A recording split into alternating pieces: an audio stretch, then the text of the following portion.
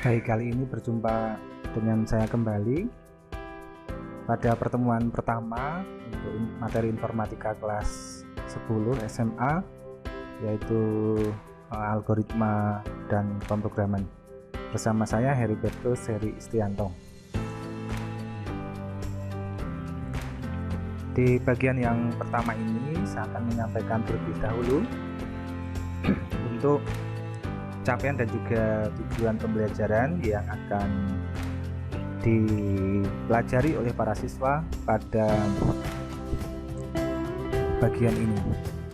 Pada akhir fase E, peserta didik diharapkan mampu mempraktikkan atau menerapkan praktik baik konsep pemrograman prosedural dalam salah satu bahasa pemrograman prosedural dan mampu mengembangkan program yang terstruktur dalam notasi algoritma atau notasi lain berdasarkan strategi algoritmik yang tetap.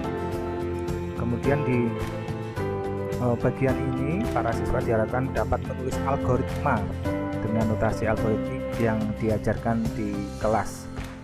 Kemudian berikutnya para siswa diharapkan dapat menjelaskan proses pemrograman di sebuah lingkungan perkakas bahasa pemrograman prosedural tekstual, dan ini merupakan bagian dari materi atau ruang lingkup diagram alir algoritma dan juga notasi algoritmik.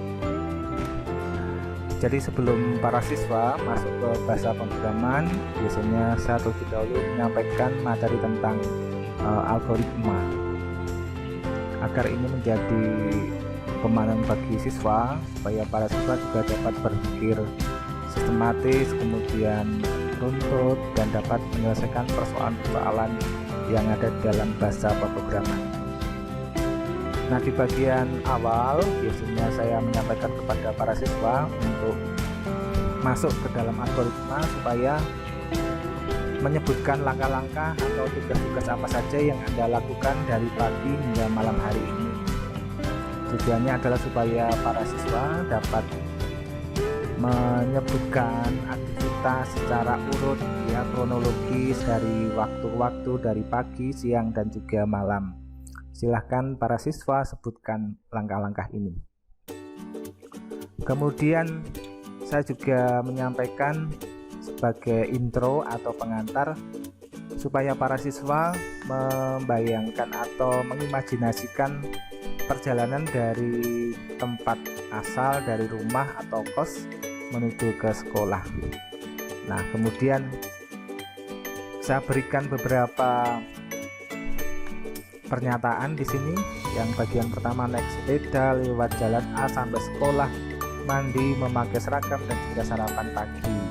Silahkan para siswa untuk mengurutkan langkah mana yang terlebih dahulu atau setelahnya, sebelumnya yang Anda lakukan. Silahkan Anda urutkan. Nah, pada bagian ini mengajak para siswa supaya dapat menyebutkan langkah-langkah itu secara urut, ya, sehingga nanti ketika para siswa belajar algoritma atau pemrograman itu dapat berpikir secara sistematis dan juga urut. Nah, algoritma itu apa? Di sini saya sampaikan bahwa algoritma adalah rangkaian langkah-langkah yang disusun secara logis untuk menyelesaikan pekerjaan atau tugas komputasi. Nah, algoritma yang baik itu harus logis, tepat, dan juga efisien. Jadi dalam hal ini ada beberapa kata kunci. Yang pertama adalah langkah-langkah, kemudian logis, kemudian untuk atau tujuannya untuk menyelesaikan pekerjaan. Nah, untuk menuliskan algoritma itu kita menggunakan beberapa notasi. Yang pertama deskriptif, kemudian flowchart, dan yang ketiga pseudocode. Nah, apa itu notasi deskriptif, flowchart, dan juga pseudocode? Saya sampaikan pada bagian berikutnya. Nah, sebelum itu saya sampaikan bahwa algoritma itu memiliki beberapa ciri. Yang pertama, algoritma itu harus berhenti setelah mengerjakan sejumlah langkah yang terbatas. Jadi langkahnya harus jelas, mulai dari mana, kemudian selesainya sampai di mana. Itu harus jelas dan berhenti ya, tidak kemudian terus-menerus berjalan ya tanpa ujung. Nah, kemudian setiap langkah itu harus diidentifikasikan atau didefinisikan dengan tepat dan tidak berarti mendua atau ambiguitas. Kemudian berikutnya, algoritma memiliki 0 atau lebih masukan. Jadi masukannya itu boleh 0 ya, atau lebih, 1, 2 dan seterusnya. Demikian juga untuk inputnya bisa beberapa ya, tidak harus 1, tidak harus 2, bisa juga lebih ya, lebih untuk keluaran di sini. Dan yang pasti algoritma itu harus efektif, artinya setiap langkah itu harus sederhana sehingga dapat dikerjakan dalam waktu yang masuk akal. Nah, ini ciri-ciri penting algoritma.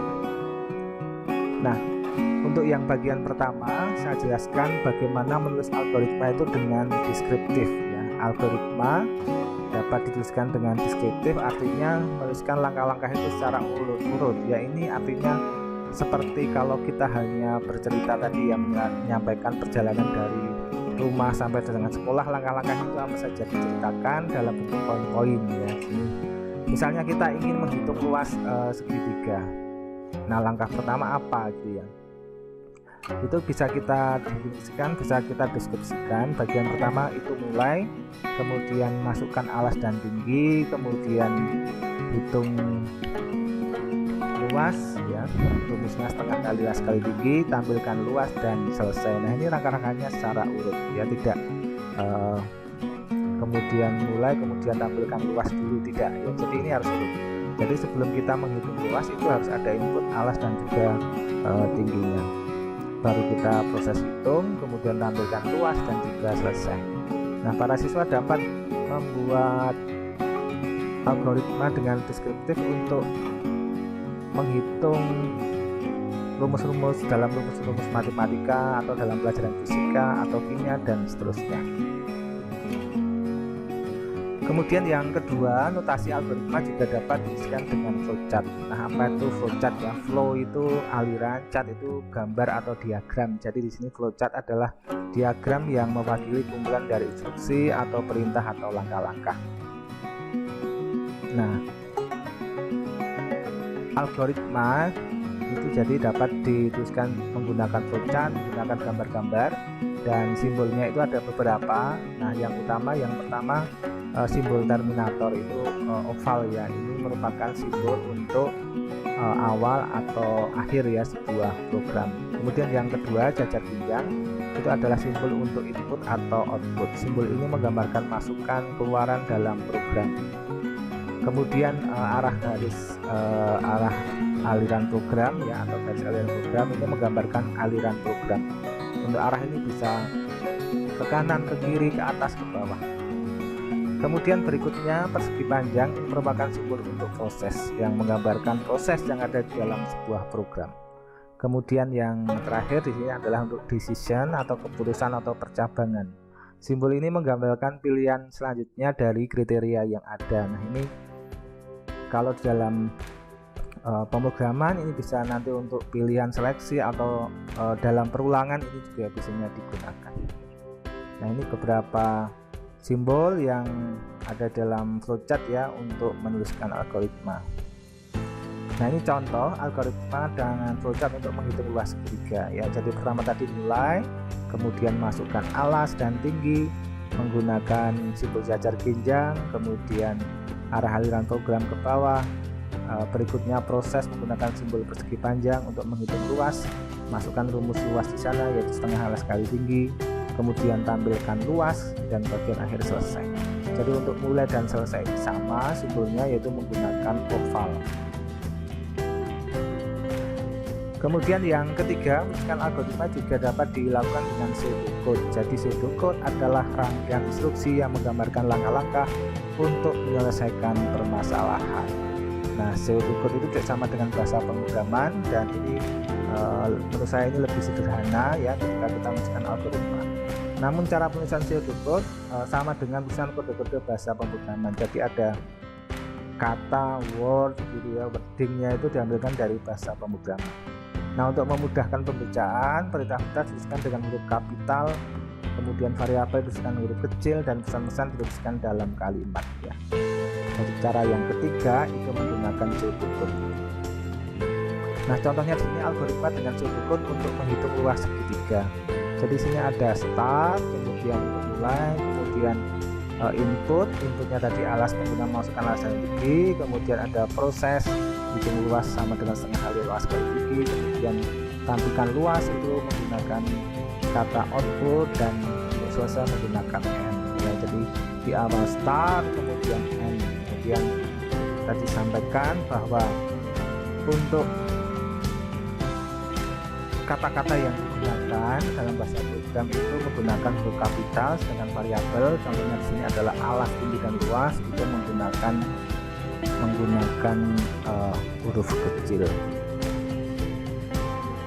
Nah, demikian penjelasan dari saya mengenai algoritma dengan bahasa pemrograman untuk materi mata pelajaran informatika kelas 10. Kemudian di bagian akhir biasanya saya menyampaikan pada para siswa untuk mengerjakan di lembar kerja peserta didik yang sudah saya sediakan. Di sini kertasnya saya print, kemudian para siswa mengerjakan permasalahan masalah komputasi yang diselesaikan menggunakan deskriptif, flowchart, dan pseudocode. Sini sebutkan saya ada 3 soal, yaitu menghitung luas persegi panjang, menghitung perkalian 2 buah bilangan, dan menghitung mundur bilangan bulat ke n. Nah, untuk LKPD ini dapat dikerjakan oleh para siswa secara individu ataupun kelompok ya. Dan menurut saya dengan materi yang saya sampaikan tadi cukup ya untuk 2 kali 45 menit. Demikian penjelasan dari saya, semoga bermanfaat, dan jangan lupa untuk subscribe dan juga melihat video-video tutorial dari saya berikutnya. Terima kasih dan sukses selalu untuk Anda.